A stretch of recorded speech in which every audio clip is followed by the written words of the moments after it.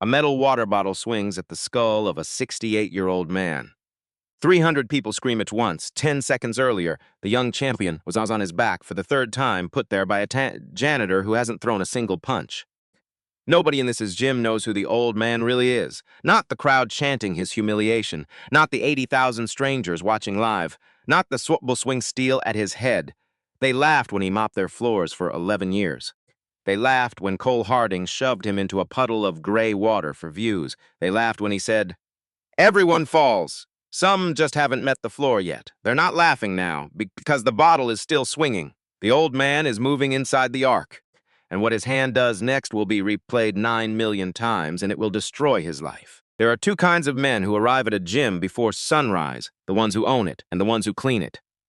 Walter Pruitt was the second kind, had been for 11 years, and not once in 11 years had anyone asked him why. 5 in the morning, Harlan Athletic Center, Cincinnati, Ohio.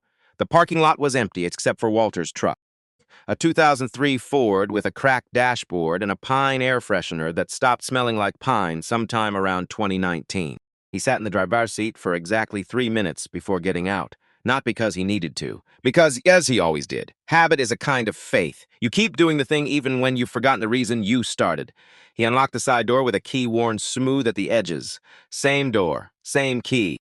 11 years of the same quiet click in the same dark hallway.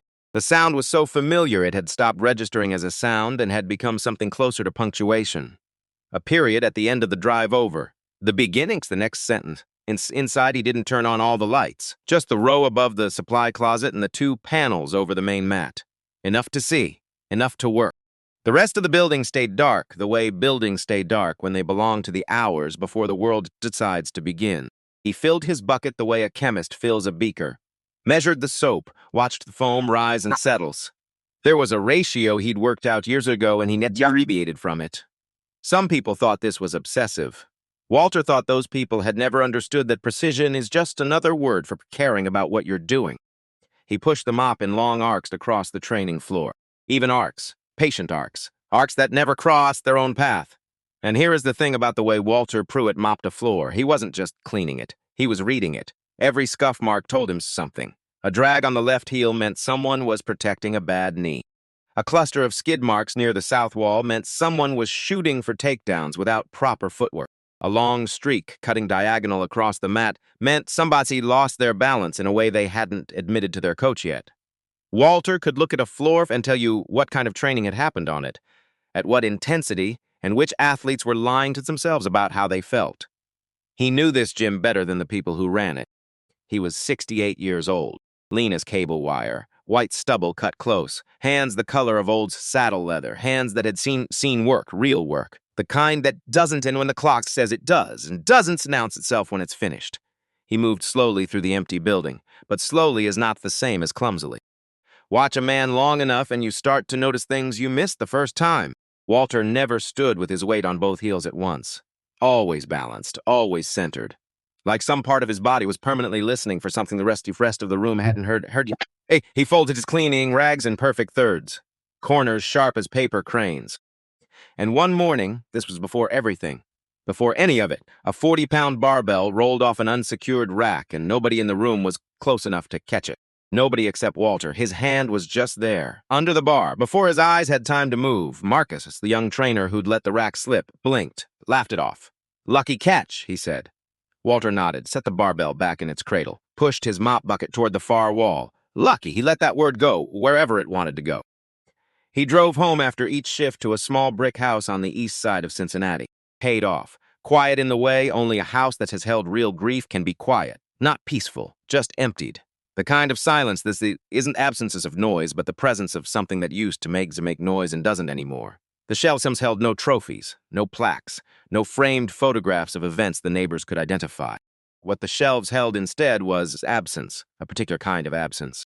The kind you arrange carefully over years, like furniture you refuse to throw away even after it stops serving any practical purpose, because throwing it away would mean admitting something you're not ready to admit.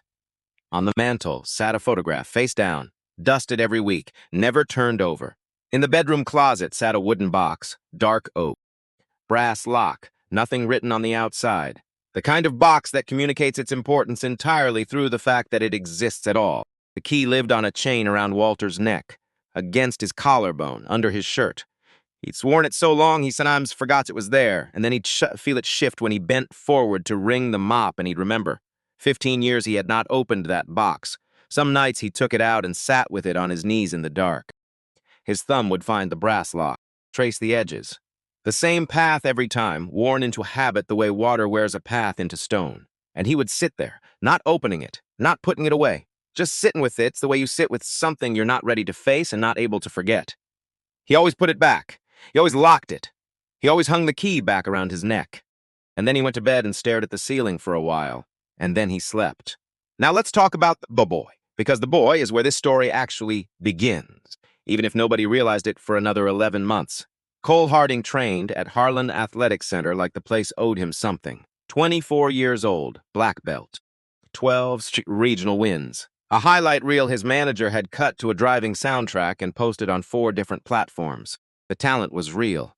Let's be clear about that. That was the problem. Talent without humility is gasoline in a paper cup. It works right up until it doesn't, and by then you're on fire and genuinely confused about what happened. Cole's kicks cracked pads like rifle shots. Every crack made his eyes go to the mirror. Every mirror gave him back exactly what he wanted to see. He had 100,000 followers who watched his knockouts on loop and called him the future. Cole agreed with them, loudly, often. But here is what nobody told Cole Harding. And here is what nobody could tell Cole Harding because the people around him had reasons not to. He had never lost. Not really. Not in the way that teaches you something you can't unlearn. He had won close fights, and he had won comfortable fights. And the difference between those two things had never been enough to show him the edge of himself. He didn't know where his limits were because he had never stood at them. That's a dangerous thing to not know. Behind Cole stood his father, Frank Harding, 58 years old. Built like a man who used to be athletic and had converted that physical confidence into something more useful with age, the particular ease of a man who enters rooms expecting them to organize around him. And they usually did. Frank Harding's name was on a lot of buildings in Cincinnati. He had developed half the new mixed-use towers downtown in the last decade. His signature on a check had a way of making inconvenient things become manageable things. Not solved, managed. There was a difference he had learned to rely on. He had written the largest sponsorship check Harlan Athletic Center had ever deposited. Roy Stanton, the gym manager, had it framed, literally, like a diploma. It hung in his office next to his actual degree from Ohio State, and if you asked Roy which one he looked at more often, he'd say the degree, but his eyes would drift to the check. Roy had 2 rules for running Harlan. Keep the equipment maintained. Keep the Hardings happy. He was not a dishonest man, people said. He was just a man whose spine had learned to bend in the direction of money. Not the most admirable quality, but common enough that we shouldn't pretend to be surprised by it. Cole moved through the gym like he was the main character. Because as he could tell he was. Members made room. Trainers angled toward him. Sponsors texted on Thursday mornings. A supplement brand sent product boxes with notes about believing in what he was building. Cole posted the boxes, added followers by the 1,000. What nobody in that building had thought to tell Cole, what nobody had thought to ask, because asking would have required paying attention to someone they didn't see as worth paying attention to, was that there was a man mopping the floor around his training sessions who had built 3 national champions from raw teenagers with bad stances and secondhand gear. Nobody told Cole because nobody knew, and nobody knew because nobody had asked. The man pushing the mop just pushed the mop, and the floor came clean every morning, and that was the beginning and end of it, as far as anyone was concerned. Except Sandra Samil. Sandra worked the front desk at Harlan and had for 6 years. She saw everything the cameras saw and several things the cameras missed. She liked Walter. He remembered birthdays. He left the break room cleaner than he found it. He never asked for credit for anything, which in a building full of people constantly auditioning for recognition was either deeply admirable or slightly heartbreaking, and since Shiz hadn't decided which. Then came the evening with the boy. His name was Marcus Webb, 17 years old. Long arms he hadn't grown into yet. He stayed late on Tuesday evenings because his mother's shift at the hospital ran long and there was no one to pick him up until 8. The coaches left at 7, so Marcus stayed in the corner of the main floor and practiced, alone. In the way teenagers practice when they think nobody's watching, which is to say with complete seriousness and almost no correct technique. His stance was a problem, feet crossed, chin elevated like he was daring the ceiling to say something. weight distributed in approximately 6 wrong directions simultaneously. He was throwing the same cross over and over with the determination of someone who believes repetition will eventually fix what only correction can fix. It wouldn't. Walter noticed this the first Tuesday it happened, said nothing, pushed his mop past and watched from the periphery. The second Tuesday, same thing. The third Tuesday, Walter stopped. He set his mop against the wall. He walked up behind Marcus, not in front, not beside, behind, where coaches stand. He tapped the boy's back foot with 2 fingers. Just tapped, shifted it 3 inches to the right. Marcus didn't speak, didn't turn, just felt the correction and held it. Walter placed 1 finger at his Marcus' elbow, raised it 1/2 an inch. Then he pressed his palm against the center of the boy's back, not pushing, just reminding the spine what straight felt like. 3 adjustments, 4 seconds, no words at all. Walter picked up his mop and kept walking. Behind him, Marcus reseat stance, found the balance, pulled the cross from low in his hip the way he hadn't been able to before and threw it. The sound it made was different from every other cross he had thrown that evening.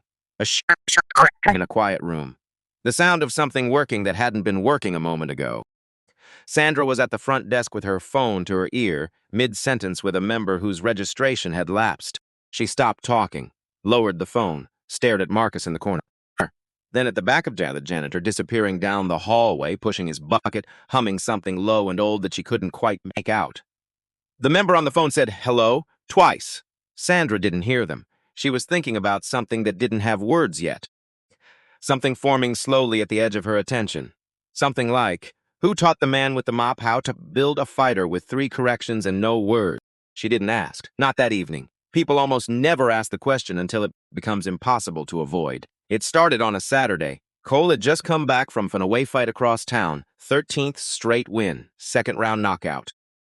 He returned to Harlan with the trophy held sideways so the engraving caught the light, and 40 members crowded the mats before his bag hit the floor. Phones were out immediately. He played the knockout on the gym's big screen, twice. The room responded both times the way rooms respond when they know the response is being recorded. Then Cole got bored. Champions go looking for entertainment when the applause starts to feel routine, and entertainment was pushing a mop along the far wall. What happened next took 11 seconds. Every one of them was recorded. Cole crossed the mat with his followers' cameras tracking him and shoved Walter Prufit from behind with both hands. No warning, no word. Just force applied to a 68-year-old man who didn't see it coming. Walter hit the floor. The bucket went over with him. Gray mop water spread in a wide arc across the vinyl, soaking his shirt, his pants, the side of his face. He lay in the spreading puddle for 1 full breath, long and slow, like a man deciding something. The room responded the way rooms respond when someone with an audience does something cruel and frames it as comedy. Careful, Gramps. Floors are slippery. Somebody get the janitor some floaties. 40 phones filming the soaked back of a 68-year-old man. The audio would carry perfectly. The caption would write itself. Walter rose, joint by joint, the way men rise at 68 when pride is the heaviest thing they're lifting. He did not look at Cole. He picked up the bucket, set it upright, wrung out the mop head, replaced the wet floor sign that had toppled with him, and he started mopping the same spot again. Same arc, same shit, same even ends lines that never crossed each other, like nothing had happened, like the floor required exactly this much attention and he intended to give it. In the back of the room, Marcus Webb stood near the equipment cubbies with his gym bag over one shoulder, 17 years old. He had watched the man who could correct his stance with 3 quiet touches get shoved into a puddle in front of 40 cameras. His face did something complicated and held it. Walter moved the mop, didn't look up. Marcus watched until Walter disappeared toward the supply hallway. Then he picked up his bag and walked out, and he didn't forget. That's the particular quality of 17. Certain moments get sealed into you before you have the wisdom to choose which ones to keep. They don't soften with time. They become part of the structure you build everything else on. By 8 that night, the clip was on 4 platforms. Cole posted it with a laughing caption. 200,000 views before midnight. The comment sections were in their cruelty. People slowed the fall and made it a loop. People added sound effects. 3 different accounts built the same meme with different text. In the comments, exactly 6 people asked if he was okay. 6, across Cincinnati, in a small brick house with the photograph still face down on the mantel, Walter Pruitt sat on the edge of his bed. His wet uniform hung over the side of the tub. The wooden box sat on his knees. His thumb found the brass lock in the dark, traced it once, twice. Then he set the socks aside, the key back around his neck, went to bed, stared at the ceiling for a while, slept. The sequels came all week. Monday morning, Walter arrived to find his supply cart locked inside the sauna. The handles were hot enough that he had to wrap his shirt around them to pull it free. Cole filmed the retrieval, posted it with a caption about warm-ups. Tuesday, someone upended a 5-gallon container of protein powder across the lobby floor. Walter had finished mopping 20 minutes earlier. White dust settled over everything like a deliberate snowfall. Cole filmed Walter kneeling in it with a hand vacuum. Caption: winter came early. Wednesday, Cole blocked the hallway outside the equipment room and wouldn't move. Just stood there, arms folded, grinning at the camera pointed at him from across the hall. Bow to the champ, old-timer. It's tradition. Walter looked at him for a moment. Then he bowed. Small, slow, eyes down. The bow of a man who has decided that some things are not worth the alternative. Cole's camera loved it.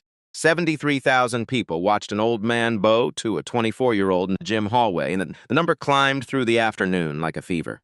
Sandra took it to Roy, twice. The first time, Roy looked at his clipboard and said something about boys blowing off steam. The second time, Roy looked at his clipboard and noted that Walter hadn't filed any formal complaints. Both statements were true. Walter hadn't said a word to anyone about any of it. Showed up at 5 every morning, did his work, went home. Sandra returned to her desk, sat down, thought about what she'd seen and what she knew, and what Roy had chosen not to see. Then she did something quiet and deliberate. Every evening, before security system ran its automatic deletion cycle, she copied the day's footage to a silver external hard drive she kept in her glove compartment. She didn't tell anyone. She wasn't entirely certain why she was doing it yet. She just knew that somebody should. Thursday evening, Walter sat in his truck on the Harlan parking lot at 9:15. Too tired to drive, the kind of tired that begins in the bones and radiates outward. He reached into his jacket and took out a phone. Not his regular one. An older model, worn at the corners, screen scratched in a pattern that looked, if you tilted it just right, like a river seen from above. He had paid the carrier for years to keep one number active. Just one number, just one voicemail, say in a server somewhere. His thumb found the path looking. The voicemail played.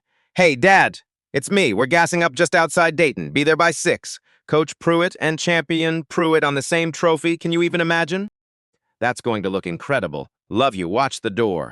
I'm bringing it home. 19 years old. That voice, bright as a struck match, certain in the way you can only be certain when you haven't yet learned what the world is capable of taking. Walter lisped twice. He didn't cry. He had done his crying in rooms this town never saw. In seasons this story doesn't need to enter. He pressed save. He always pressed save. Then he put the phone back in his pocket and drove home.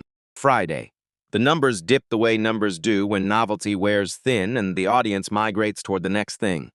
Cole felt it the way you feel a temperature drop before you the weather. That particular restlessness, that particular hunger for something that hasn't been filmed yet. He posted a poll that evening. Simple. 3 options. Should the old janitor fight me? Yes, no, obviously yes. By morning, 89% had answered. Cole stared at the results in his apartment with a feeling in his chest he couldn't precisely name. Not excitement, not unease. Something between them. Something that made him put the phone down and pick it up again 4 times in 20 minutes. Somewhere under the grin, in a room of himself he almost never entered, a question had appeared without being invited. Why does this man's calm bother you so much? Cole put the phone in his pocket, went to the gym, started hitting the heavy bag it like it said something unforgivable. The question didn't go away. He hit harder. That didn't work either. It never did. Saturday, open mats. The gym was packed by noon. Cole waited until the room was full, until every regular had arrived and a handful of extras had come, because something had been teased online without full details, just a time and a location and a sense that something was going to happen. He killed the music. Everybody gather up.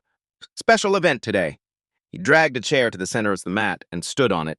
The room oriented toward him the way rooms orient toward the person with the most energy and the loudest claim on attention.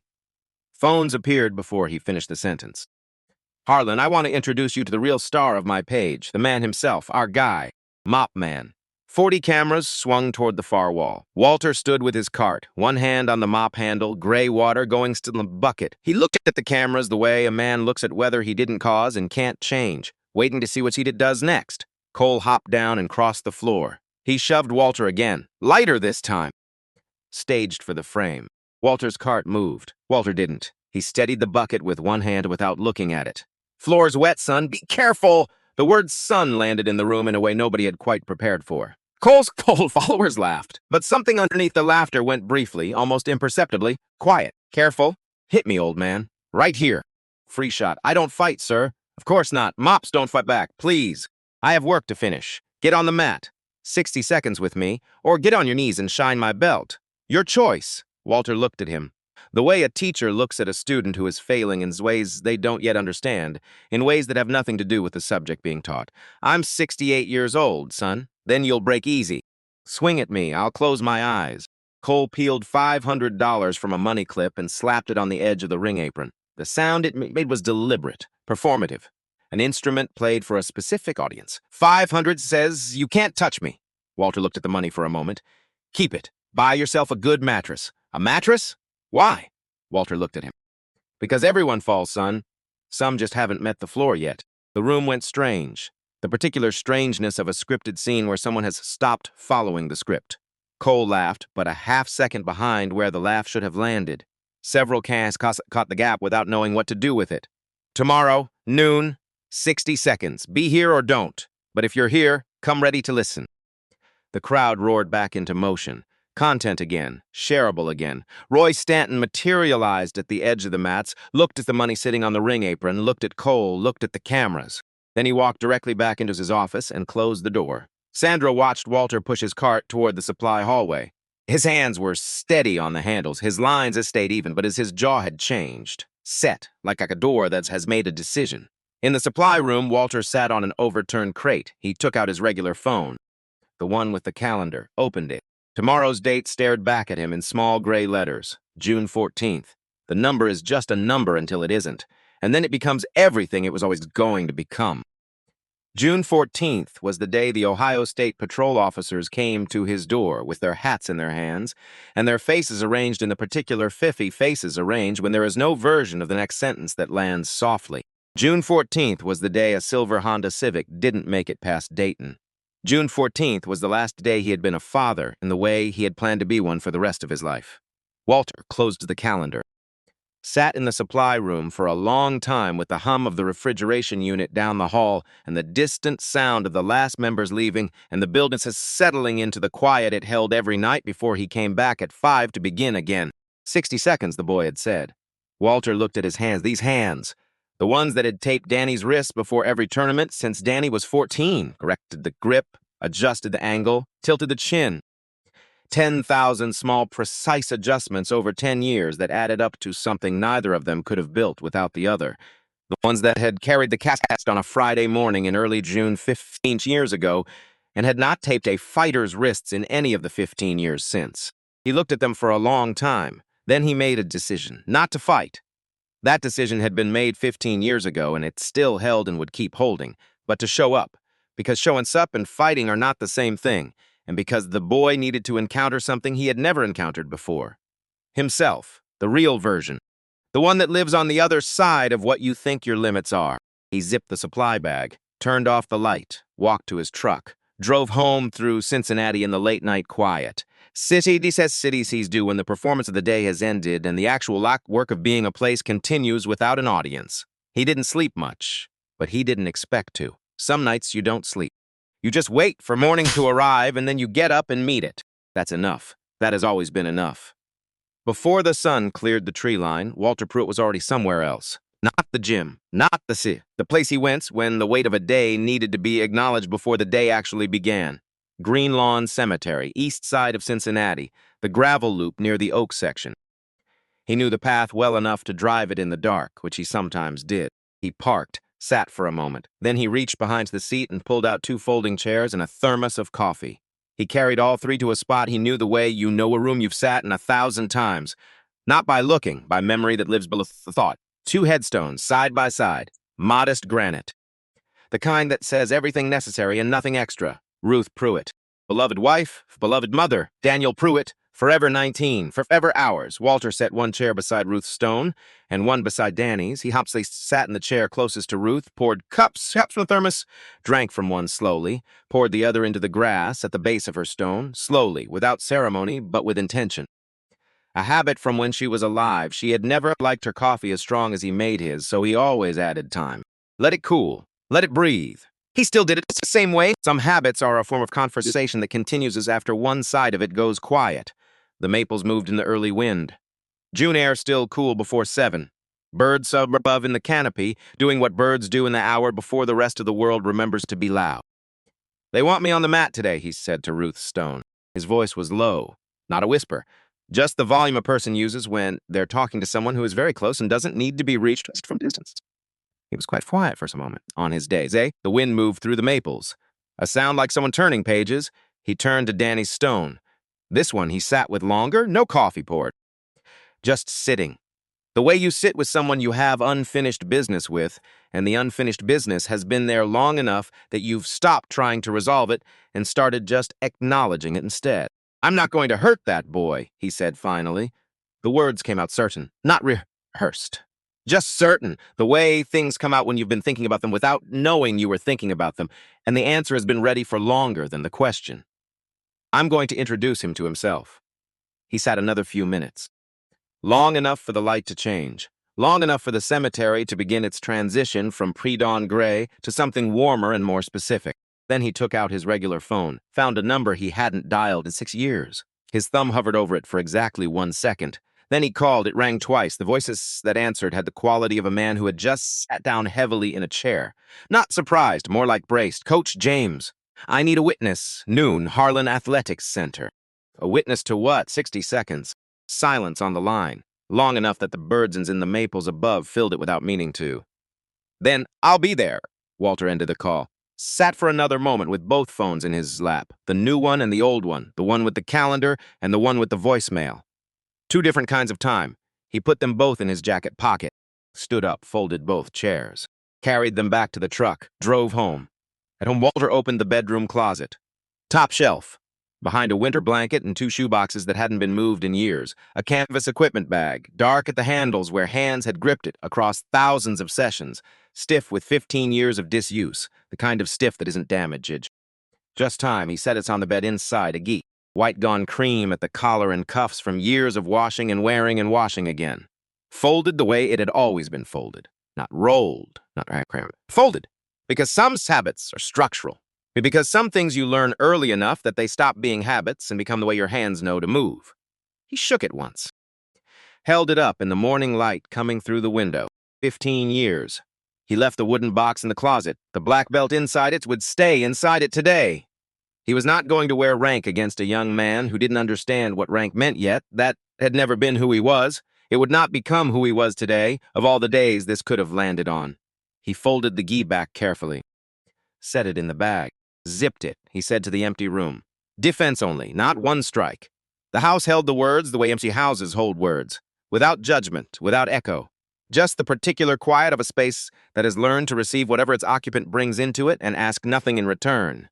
He picked up the bag, walked to the front door, paused. Turned back, looked at the mantel, at the photograph that had been face down for 15 years. The one he dusted every week without turning over. The one that had accumulated enough dust and enough years and enough of the particular weight of deliberate avoidance that it had to become a kind of monument to itself. He looked at it for a moment, left it face down. Some things you turn over when you're ready, not before. Readiness isn't a decision you make. It's something that arrives, and you either recognize it or you don't. He went out, locked the door, put the bag in the truck bed, drove toward Harlan Athletic Center through a Cincinnati morning that had no opinion about what was about to happen and offered none. By 11:30, the Harlan parking lot was full. Cars on the grass strips along the edge. Cars along the street in both directions. Someone had made a banner, hand-lettered in red marker on a piece of butcher paper, reading the Custodian Challenge. It was taped above the main entrance with athletic tape applied by someone confident enough not to ask permission. Inside, the building had the particular energy of a space that holds more people than it was designed for. Voices layered over voices. The smell of chalk and effort. 300 people distributed across the viewing area, the mat edges, the equipment racks along the walls. Michael's live stream was already running in the corner of his phone, propped on a tripod near the ring apron. The viewer count in the lower right climbed past 50,000 while he womped in his corner. Cole bounced on his toes, rolled his neck. played the room the way he'd been playing room since he was 17, and first discovered that winning in front of people felt categorically different from winning alone. He wore his team jacket. Fresh. The $500 sat on the ring apron under a water bottle where everyone could see it.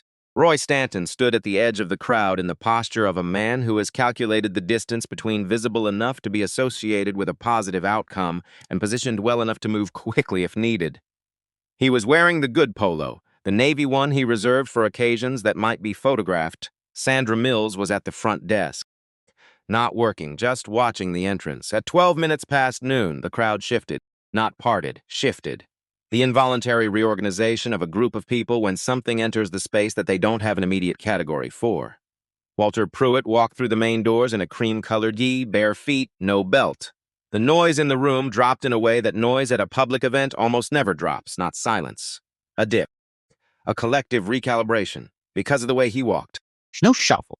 No stiffness in the joints that would have been medically understandable for a 68-year-old man. Each step, the quiet precision Of something practiced so completely, it had dissolved into reflex, weight moving from foot to foot the way water finds level. Not hurried, not slow, exactly as fast as the moment required. He looked like himself, exactly himself, which turned out to be something nobody in the room had ever actually looked at before. In the far corner, standing against the wall with his coffee cup abandoned on the windowsill behind him, James Eller had gone completely still. 41 years old, three-time national middleweight champion, current head coach of the Ohio Collegiate Program. He had driven in from Columbus before dawn on 3 hours of sleep because when Coach Pruitt called and said he needed a witness, James Eller got in his car. He watched the old man cross the floor. His face said nothing to the room, but his eyes were doing something private and enormous that had no audience and Nad. Cole spread his arms wide. Nice pajamas, Gramps. Those from the Lost and Found. Walter looked at him. They were a gift. 60 seconds. Try to survive. Walter regarded him with an expression that occupied the precise territory between patience and something much older than patience. 60 seconds, he agreed. Try to listen. Listen to what? Walter set his bag down at the edge of the mat, stepped onto the vinyl, bare feet on the surface as he'd mopped 5 mornings a week for 11 years. Your own breathing, son, he settled to his stance. Easy, natural, like arriving somewhere familiar. It's about to get loud. Roy stepped forward as reluctant referee. Raised an uncertain hand, dropped it, a phone timer somewhere near the entrance.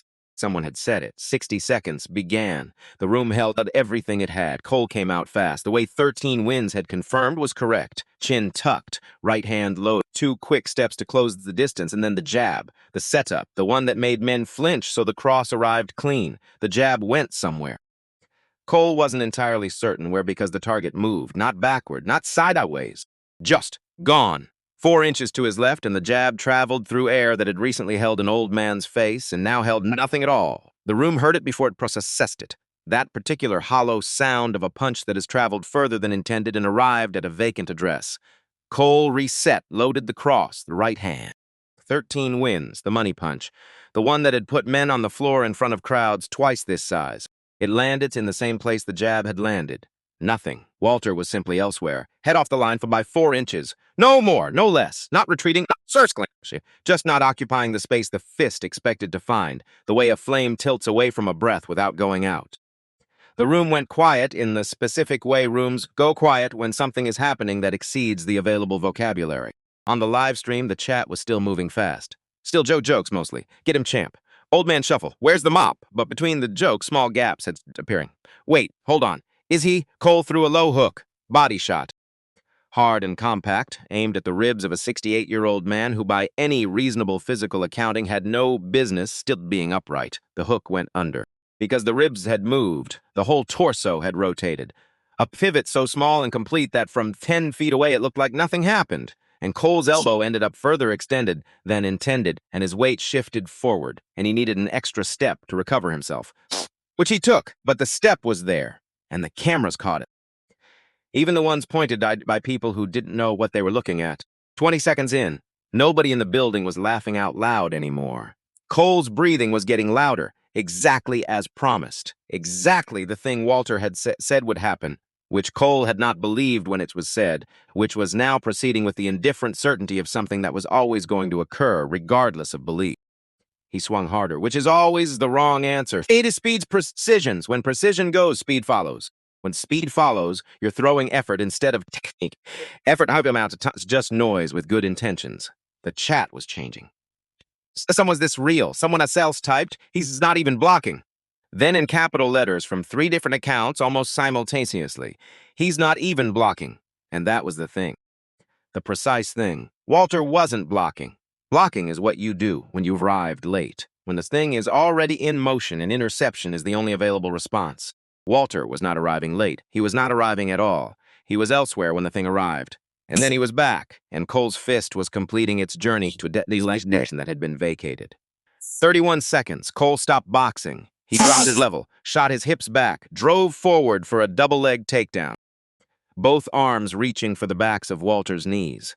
200 pounds of committed momentum aimed at bringing the old man to the ground through sheer physics, bypassing the question of technique entirely.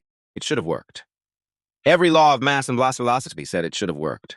What happened instead would be played in slow motion 9 million times before the week ended, dissected frame by people who understood exactly what they were seeing, and people who understood nothing, but watched anyway because it was the kind of thing you couldn't look away from. Walter dropped his hips. An inch, maybe 2. A movement so small it was almost invisible at real speed. His hands found Cole's incoming shoulders. Not gripping, not resisting, just present. A point of contact established a relationship between 2 bodies in motion. And then he turned. 1 foot, a pivot. The motion of a man reaching for something just slightly to his left. Nothing dramatic. Nothing that looked, in the moment, like anything at all. But Cole's own speed was now part of the equation. Cole's own momentum had become a resource, and the turn redirected it completely elegantly. The way a river redirects with the bank curves, not because the water was stopped, but because the shape of the ground changed. Cole went up, over a hip that barely moved, and the floor came to meet him with the full sincerity of everything that had been set in motion. The sound of the landing went through the mat, through the floor beneath the mat, through the feet of 300 people standing on that floor. 300 people inhaled at the same moment. Nobody exhaled. Cole lay on his back looking at the ceiling lights, lungs empty, the world making a sound like television between channels. Walter stood over him, hands open, offered down. Son, you're fine. The floor caught you. Cole slapped the offered hand away, scrambled upright. His face was doing something it had not done in a very long time, something it barely remembered the mechanics of. It was confused. Not angry yet, not calculating yet, just genuinely, purely confused. The specific confusion of someone who has been playing a game their whole life and has just discovered that the rules they memorized are not the only rules that exist. At the front desk, Sandra had stopped pretending to do anything else, both palms flat on the desk's surface, eyes on the mat. She glanced at the security camera 3, the wide angle above the entrance, the one that covered the full mat, the one that had both men in frame simultaneously from a height that no phone in the crowd could replicate. The red recording light was on. She looked at it, made a decision that took no time at all because it had already been made. Really, on the first evening, she copied footage to a silver hard drive and put it in her glove compartment. She hit protect on the file. 40 seconds, Cole charged. Not technique, not strategy. Not the product of 8 years of training and 13 fights and everything he had built. Just charge. Both hands reaching forward. All 200 pounds of accumulated confusion and humiliation, and something he couldn't name yet driving toward the nearest available resolution. Walter stepped off the line, a simple step, the kind that looks lazy when you don't understand it and looks like a magic trick when you do. He guided the reaching arm past its destination. A gentle redirect. The touch of someone who knows that force, properly understood, is not something you oppose. It's something you converse with. Cole's momentum wrote its own conclusion. He hit the mat face down, slid 18 inches on the vinyl, stopped at the base of his own live stream tripod. His camera looked down at him from 3 feet above. 80,000 people looked down with it. 10 seconds left. Cole rose. What rose with him was different from what had been there before. The thing behind his eyes had broken loose from wherever it had been held. It had no name yet, no shape he could work with. His whole body wanted to express it, and his training had no protocol for this specific situation. He reached sideways, grabbed the metal water bottle from the ring apron. A 24-ounce stainless steel bottle, full, solid, the kind with enough weight to it that the grab itself communicated intention. He swung it at Walter's head. The crowd screamed. Not cheered. Screamed. A different sound entirely. Sandra screamed. Three people near the entrance stepped backward into each other. Walter moved inside the arc, towards the swing, not away from it. Because the geometry of inside is always safer than the geometry of outside when someone is swinging something in a circle full, and Walter Pruitt had understood geometry for a very long time. He trapped the swinging arm, turned his hip, began the throw with the same economy of motion that had characterized every other movement of the past 54 seconds. And then halfway through, he saw where Cole's head was in Gogu, the concrete lip, the exposed edge beyond the mat's vinyl boundary, the part of the floor that would not give. His palm shot out, not a grab, a cup, the specific shape your hand makes when you're carrying water and can't afford to spill it. He cupped the back of Cole's skull with his right palm, 2 inches of the young man's head nested against the hand of the man who had every reason to offer to let gravity complete what it had started. He pulled, changed the angle mid-throw, redirected the trajectory, brought Cole's descent back toward the center of the mat, toward the vinyl, toward the surface designed for exactly this purpose, and laid him down, gently.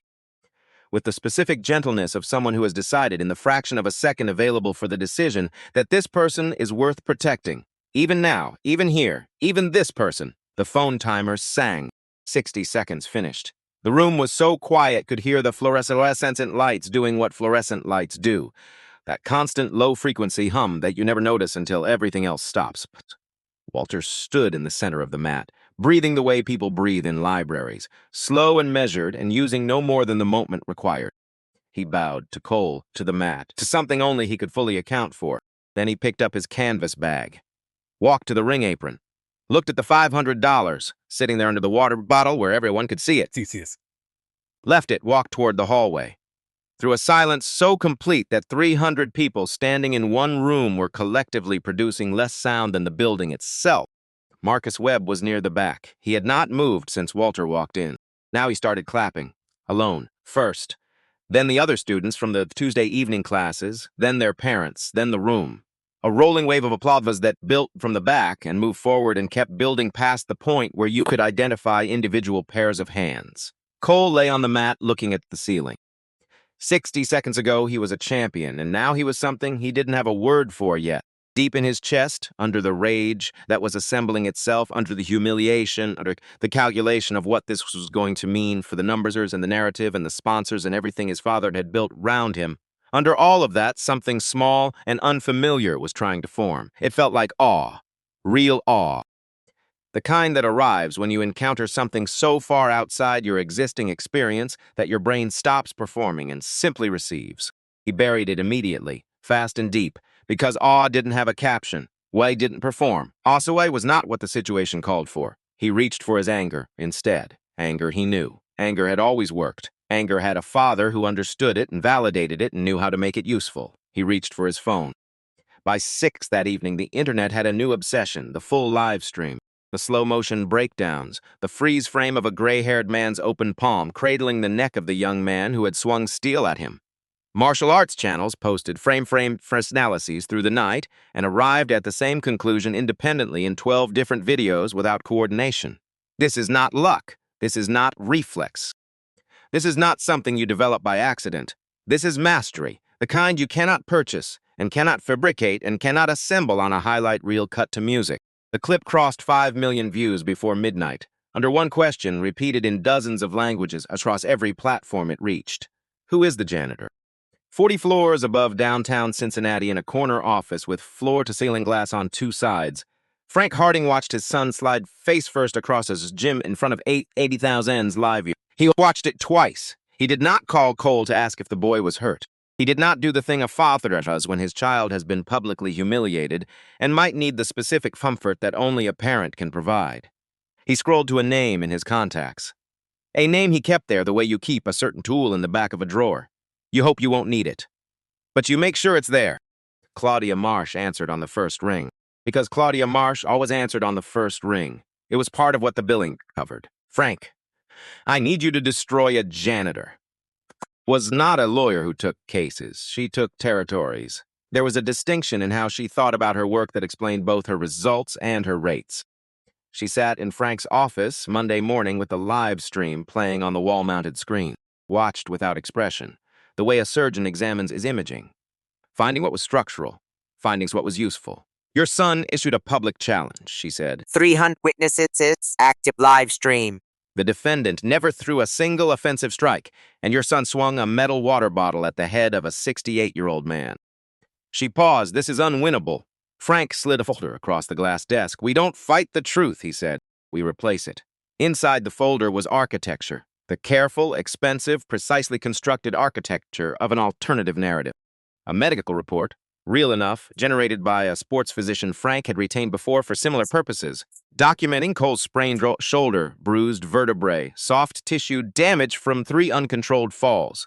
A drafted statement in which Cole recalled feeling threatened, recalled the older man escalating the confrontation, recalled the throws as uncontrolled and dangerous, inflicted on a young athlete who had proposed what he understood to be an informal and casual challenge, and a strategy built on one reliable fact about how information travels in the current environment. Nobody watches the whole video. We sue for assault and battery, Claudia said, reading, Civil Court. We argue the defendant is a trained combatant who concealed his background, accepted a public challenge under false pretenses, and caused documented physical injury to a young athlete in a space frequented by minors. She looked up. I'll need the gym's full cooperation, access to their security retention policy, and a supporting statement from management. Frank smiled the smile of a man who has been purchasing cooperation long enough that it no longer feels like a transaction. That won't be a problem. Cole sat through the meeting in the chair to his father's left. The sling on his right arm was Claudia's specification. Wear it everywhere until further notice. The shoulder ached in a mild and persistent way that reminded him it was real.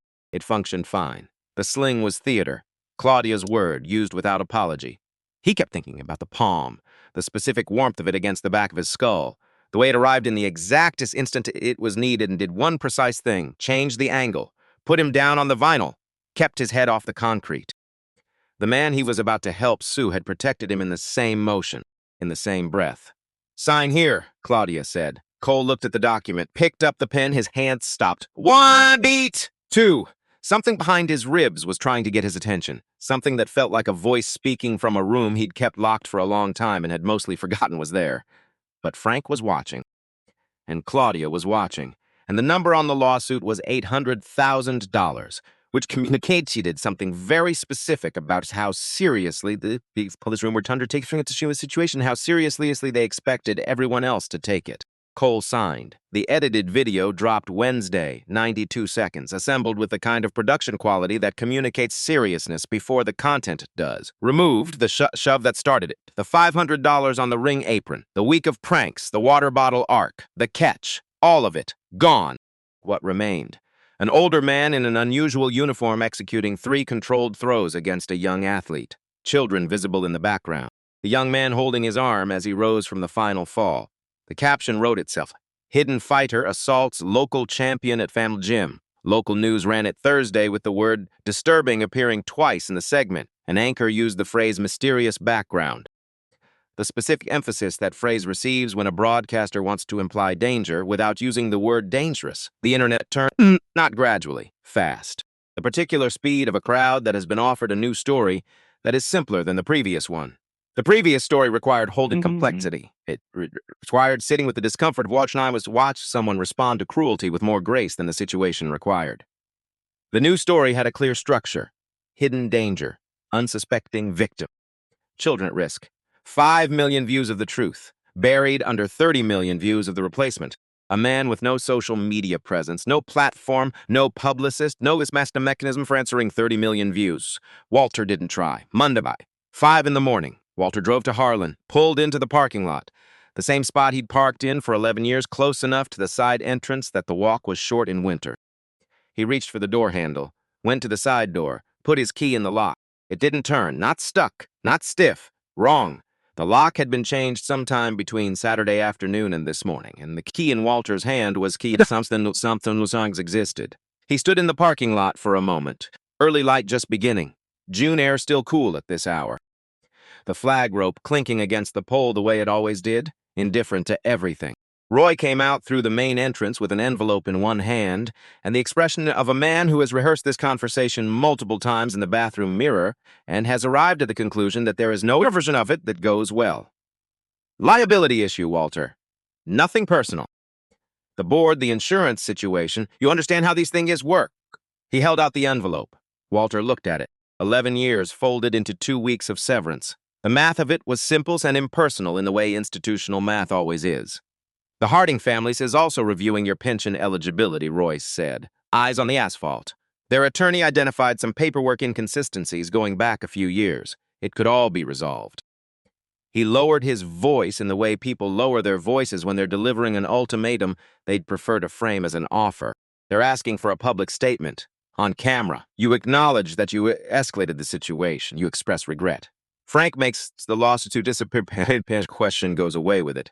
The flag rope clinked against its pole. A car passed on the street behind them. I mopped that floor 11 years, Walter said. He wasn't angry.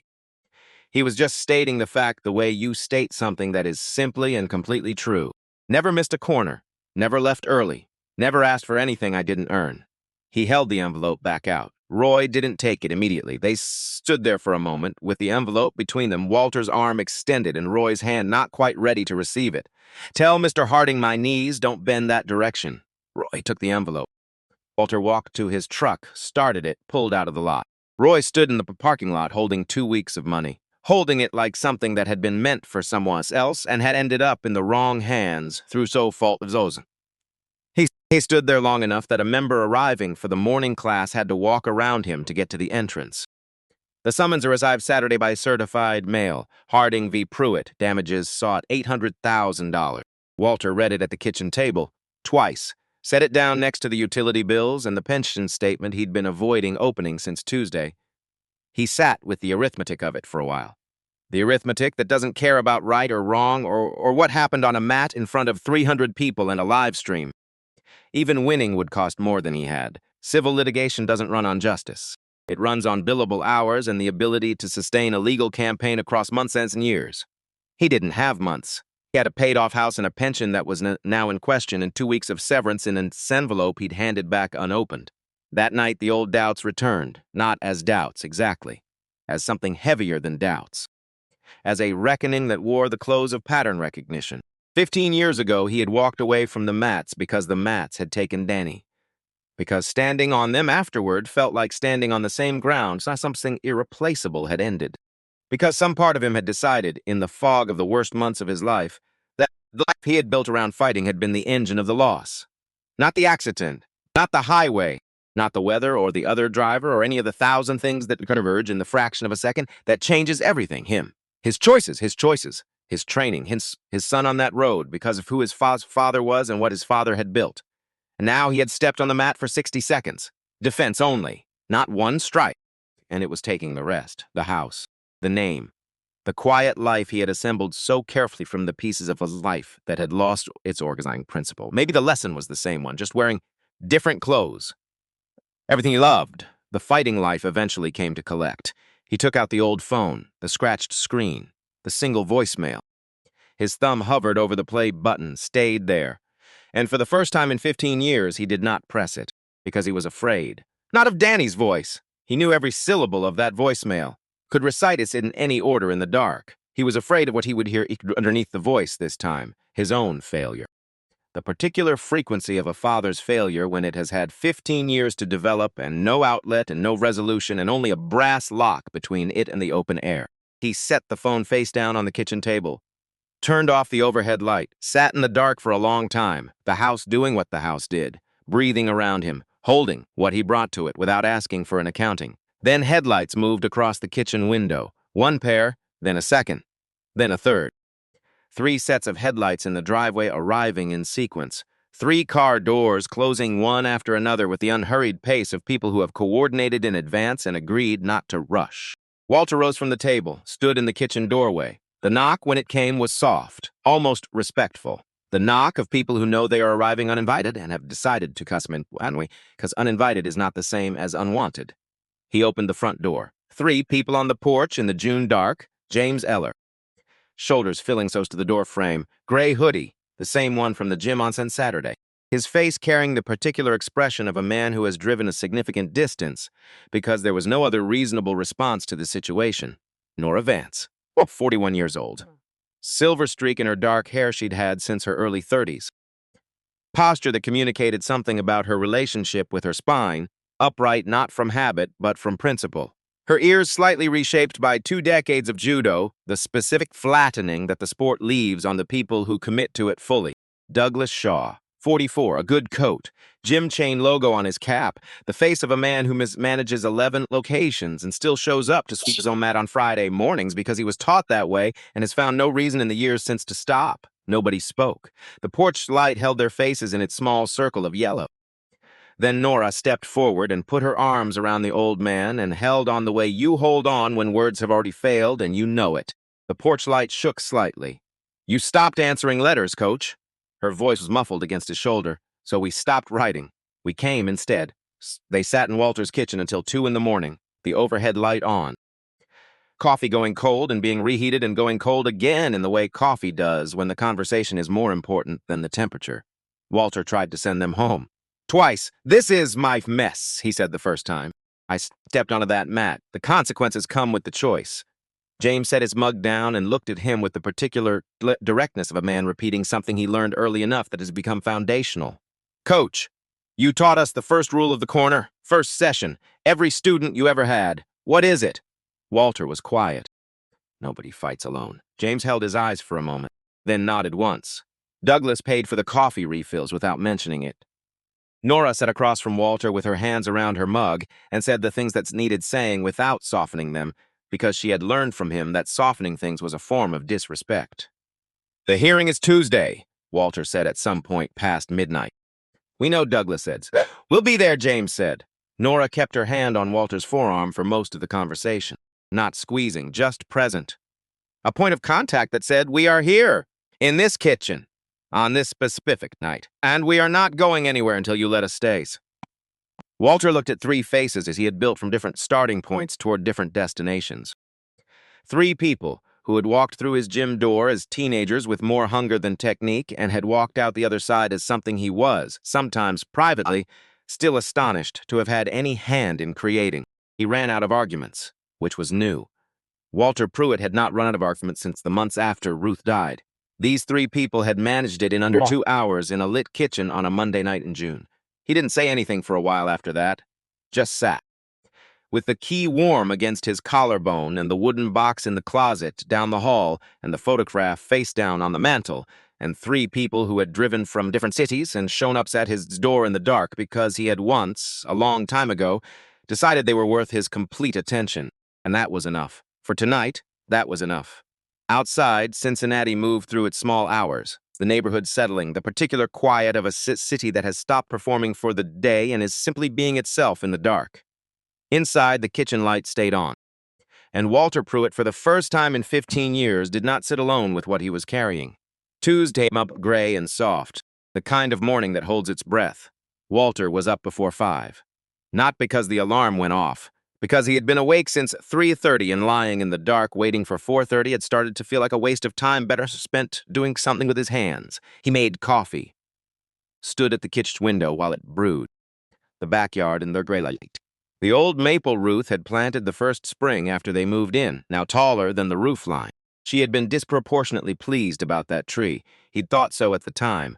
Now he understood it differently. Some things you plant knowing you won't see them finished. He drank his coffee at the table. The summons still there. He'd left it out all week. Not because he needed to read it again, he had it memorized, but because putting it away felt like pretending it was manageable. He wanted to stay honest with himself about what it was. He showered, put on the church suit, dark charcoal, white shirt. He'd lost the tie he wanted, the dark blue one Ruth had given him for their 32nd anniversary, and refused to wear a different one. So no tie. Just the suit and the shirt and the shoes he kept polished for occasions that didn't come often enough to justify the frequency with which he polished them. He looked at himself in the bathroom mirror, 68 years old, fired, facing a lawsuit that could take everything, famous in the specific hollow way that internet attention creates, loud and bright and indifferent to the actual person it had attached itself to. He looked at his hands, straightened his collar, paused at the mantel on the way out, the photograph, still face down. He looked at it the way you look at a door you know you'll open eventually and aren't ready to open yet. Left it. Drove to the courthouse on Sycamore Street through a Cincinnati morning that had made no decision yet about what it intended to become. The hallway outside courtroom 4B had cameras, local news rigs, people holding phones with the deliberate forward lean of someone definitely streaming somewhere. A reporter tried to get a statement on the way in. Walter kept walking, inside. Beige walls, fluorescent light.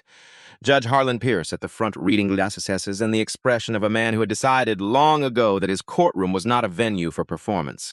Frank Harding sat behind Claudia Marsh with the composure of a man who has paid for a conclusion and is waiting for the proceedings to catch up. Cole beside him, sling on his right arm, eyes on the table. Walter sat alone, hands folded, no attorney, no representative, just a man and his hands and whatever he'd settled on during the drive over. Claudia Marsh stood. The 92-second video played without commentary. She let the images carry. Then she spoke. The phrase concealed combat training appeared 4 times, spaced deliberately the way you repeat something when you want it to become furniture before anyone examines it. She moved to Walter's table. Mr. Pruitt, what belt do you currently hold? I hold no belt, ma'am. What rank have you held in the past? Rank fades when you stop wearing it. I need a direct answer for the court record. A pause, short as a caught breath. Black belt. 3 disciplines. A murmur moved through the room. Claudia settled. 3 disciplines. Working as a custodian. For 11 years. She turned to the judge. Your Honor, a man with that level of training is a trained combatant. One who worked beside athletes and minors for over a decade without disclosing his background. Who accepted what a young man believed to be an informal challenge and executed throws resulting in documented physical injury. This is not a sports dispute. This is an assault case. She turned back. Mr. Pruitt, why would a man with your training spend 11 years pushing a mop? What were you hiding from? The room leaned forward. Pierce looked up from his notes. Walter's hands tightened on the table. Not much, not enough to whiten the knuckles, but enough. He opened his mouth, closed it. Some doors don't open in public.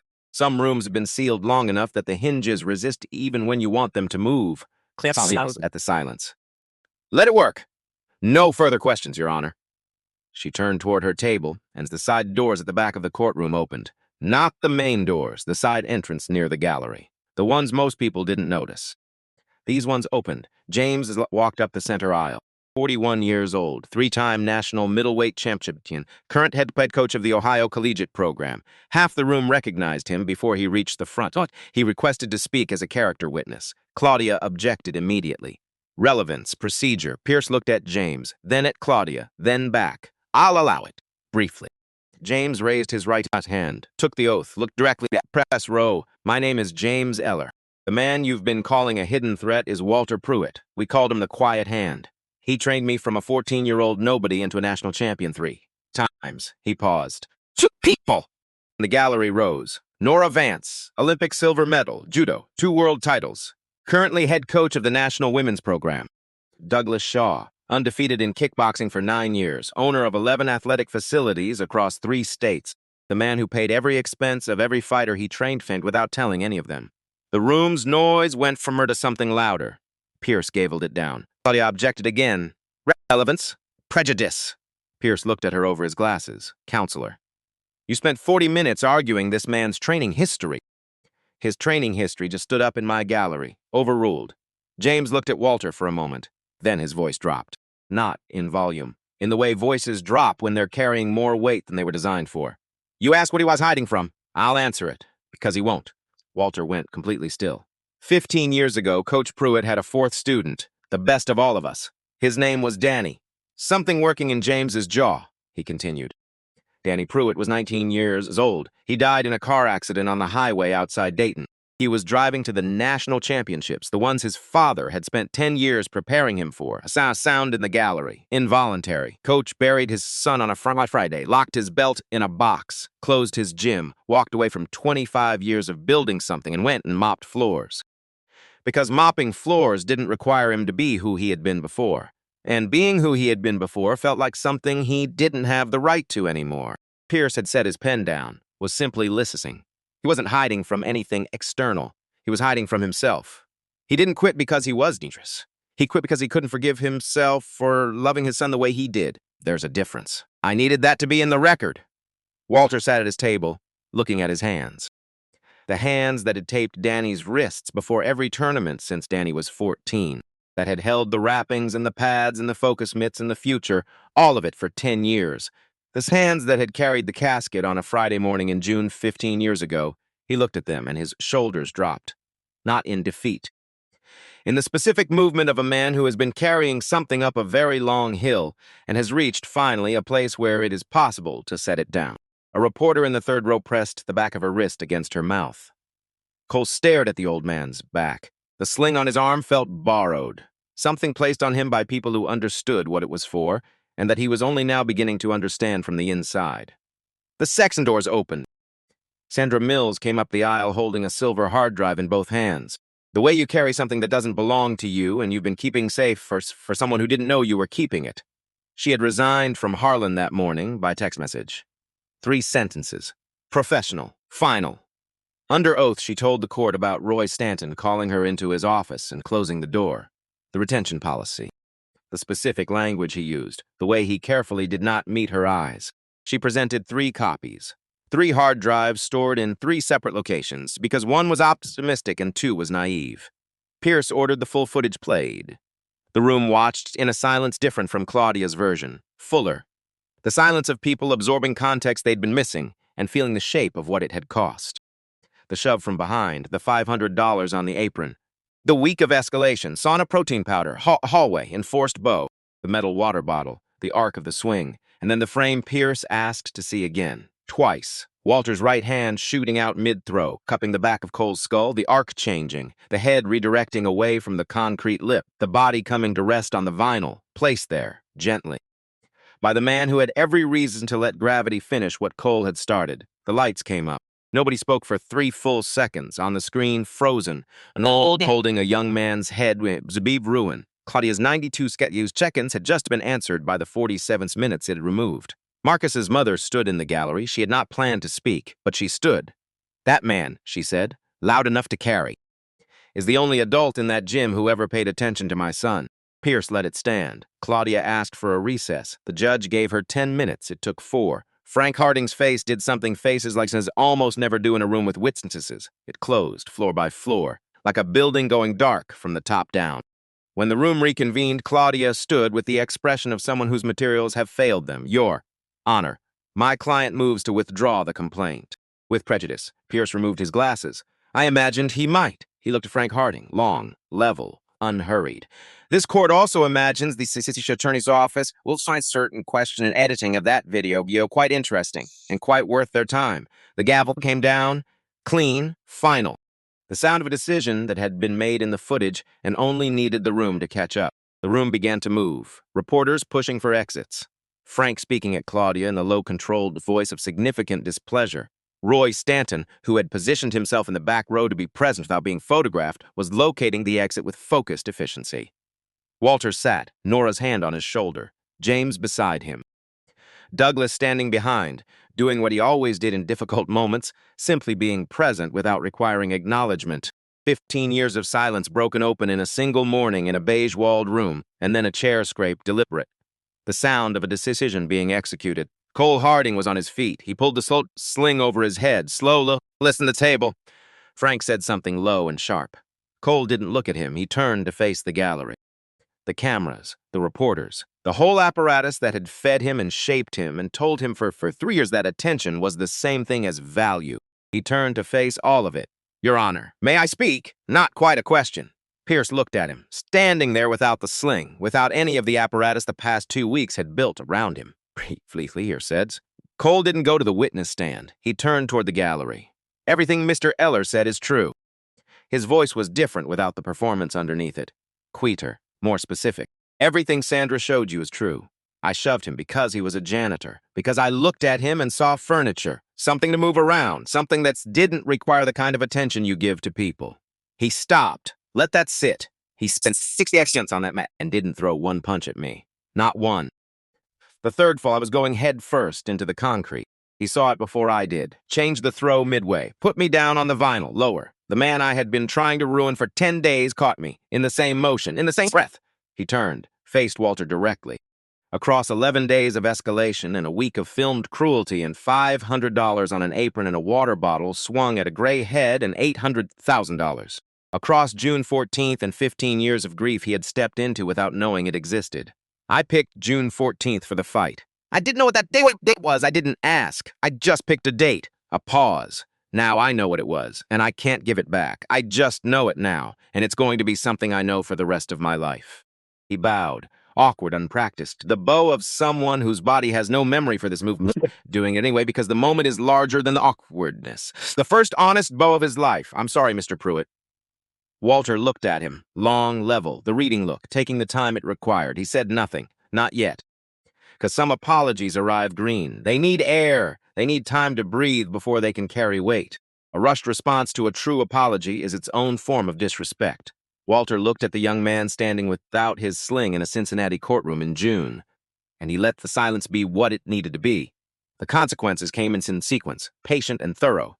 The State Athletic Commission reviewed the unedited footage. The water bottle ended the debate before it started. Cole's 13 regional titles were suspended pending a conduct review that everyone understood would not conclude in his favor. Sponsors gone by Friday. The supplement brand released a statement. The word values appeared 3 times. Someone had understood that the right words in the right order can make a commercial decision sound like a moral one. Frank Harding's situation developed slowly, the way situations involving men with resources tend to develop. The city attorney opened an inquiry into the edited video. Frank's development partners began making calls, the quiet kind that don't get returned, whose meaning is entirely in the not returning. 2 downtown projects stalled, then a third. The Harlan board voted Roy Stanton out before lunch on a Tuesday. He packed the framed check himself, carried it to his car. It felt appropriate, like a symmetry the situation had been building toward. Sandra Mills turned down 4 job offers from news stations, took a position with a civil rights law firm, kept the silver hard drive in her top drawer, intended to keep it there for as long as it seemed worth keeping, which might be a very long time. Cole stopped posting, not strategically. She simply stopped, the way you stop doing something when the reason for doing it has been replaced by a different understanding of what you need. His follower count dropped. He watched it go down with something he didn't have a precise word for. Not loss, something closer to relief, which told him something about what the number had been costing him that he hadn't been accounting for. Frank called twice that week. Cole answered once. The conversation ended with Frank saying something about the appeal process. Cole said he understood. The call ended. Cole sat in his apartment for a while after. Thought about the palm, the specific warmth of it, the decision it represented, made in a fraction of a second by a man with every reason to choose differently, not because the rules required it, because of who he was. Cole thought about that for a long time. Then he made a phone call of his own. He called the number on the Harlan website, asked for the coaching office. 3 weeks after the hearing, the Harlan board called Walter into the office that had been aware of his presence for 11 years, primarily in the context of whether the floors were clean. They offered him the head coaching position, full salary, his name on the wall. Walter listened, then said, "I'll take it." One condition, they waited. Tuesdays and Thursday evenings, the mat belongs to the community. Open self-defense program. Every person who walks in gets access, no fees, no wait lists. The board agreed before he finished.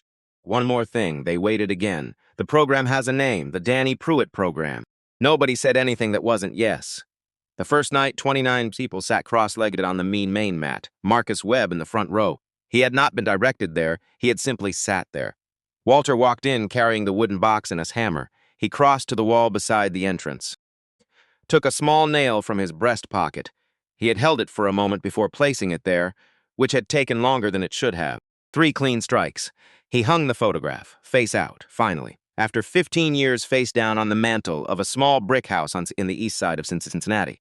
A boy of 19, grinning under a tournament banner, National Youth Championships. Forever suspended in the moment just before everything that came after. Forever about to win. Walter looked at it, directly, without the protective distance that avoidance creates. Then he opened the box.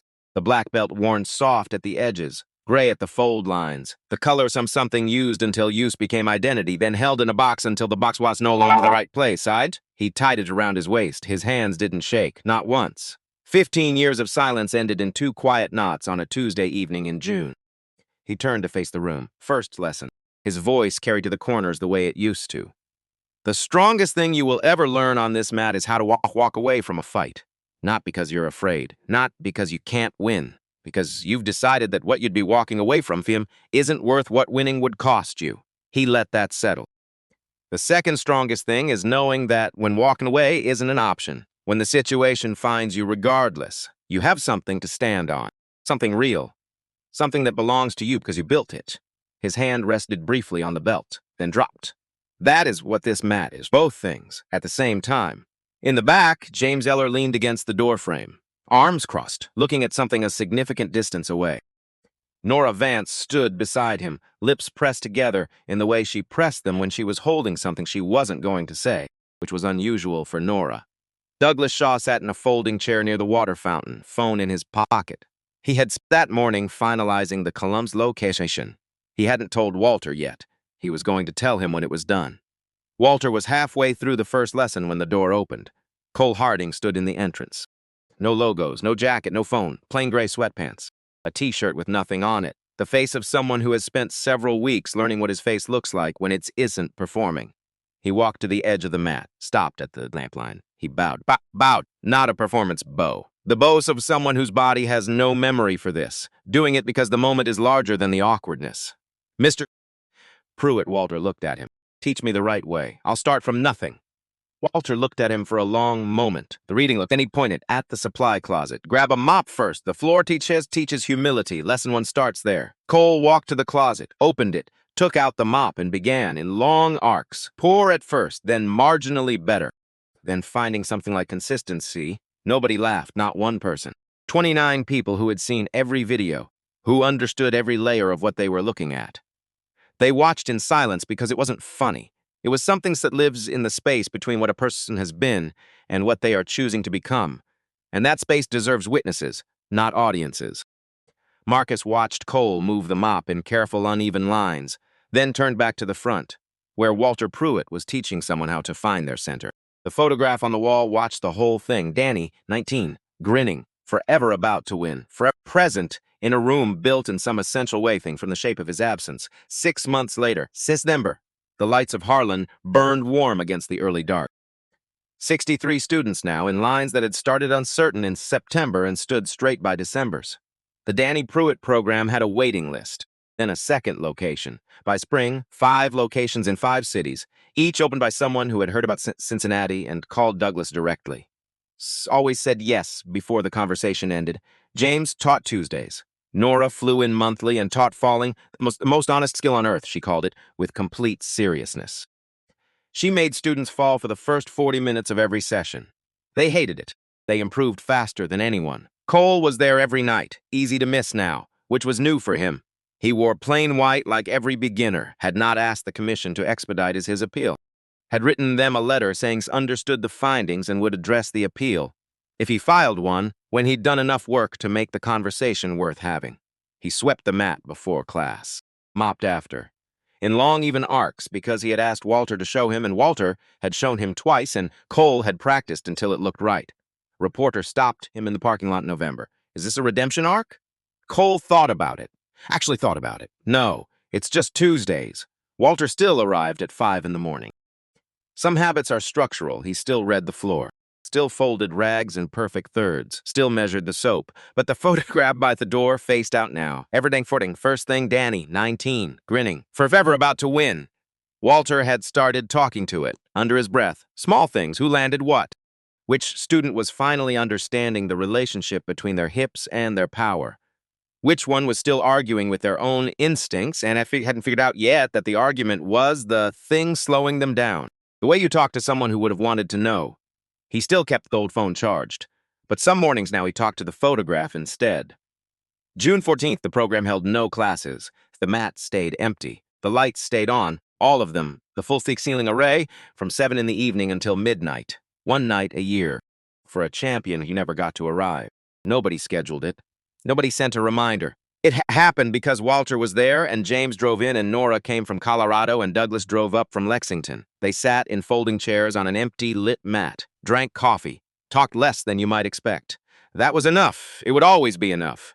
Marcus earned his first stripe in November. When Walter tied it on, the boy leaned forward and said something quietly. Something that took 3 seconds and that only 2 people heard. Walter straightened up, looked at the boy, and laughed. A real one. From the chest, the kind that has been waiting somewhere for a while and is relieved to finally have a reason to exist. Later, Sandra asked what Marcus had said. Walter picked up the mop leaning against the wall. started moving it across the mat in long, even arcs that never crossed their own path. Some things, he said, are between a coach and his fighter. Sandra looked at him, at the belt, at the photograph, at the 63 students cooling down on the far end of the mat. At the mop moving across the floor, Walter Pruitt had been reading, like a text, for 11 years before anyone thought to ask what it said. She nodded, left him to it. And here is the thing about the arcs. Walter had been making them for 11 years before anyone paid attention. On the morning after being shoved into a puddle, the morning after losing his job, On the morning after receiving lawsuits. for $800,000, on every morning in between, and now 3 nights a week, Cole Harding made them too. Not perfectly, but with the quality of attention that comes when you understand that the how of a thing is not separate from the what, that the way you move a mop is the same care as the way you move through a fight. That precision is just another word for respecting what you're doing enough to do it completely. The photograph watched all of it. Danny, 19, grinning under the banner, the boy who was forever about to arrive. Arriving in some essential way every Tuesday and Thursday evening, in the form of 63 people learning how to stand. People still stopped Walter on the street, at the grocery store, the gas station, the coffee place on Madison where the woman behind the counter had started having his order ready when she saw his truck pull in. They asked about the 60 seconds. He always told them the same thing. The fight was never the point. Then he'd take his coffee and move on. Because there was a class on Tuesday and the mat needed reading, and some things take 11 years of silence to be ready for the light. There is no shortcut for that, and no apology owed for how long it takes. For 11 years, a man who had built championships pushed a mop through an empty gym at 5 in the morning, and nobody asked his name. It took 60 seconds of cruelty to make the world curious about a man that 60 seconds of kindness would have revealed. Think about what that means. 60 seconds. Someone saying good morning and meaning it. Someone noticing the way his hands moved, the way his feet never settled on both heels at once, the way a falling barbell was caught before the eye could follow the hand. 60 seconds of actual attention, given freely, to someone standing right there. The wooden box opens now. The belt is on. The photograph is facing out. And on a Tuesday evening in Cincinnati, the lights are on and the mat is full, and a 68-year-old man is teaching people that the strongest thing you learn in a room like this is not how to win.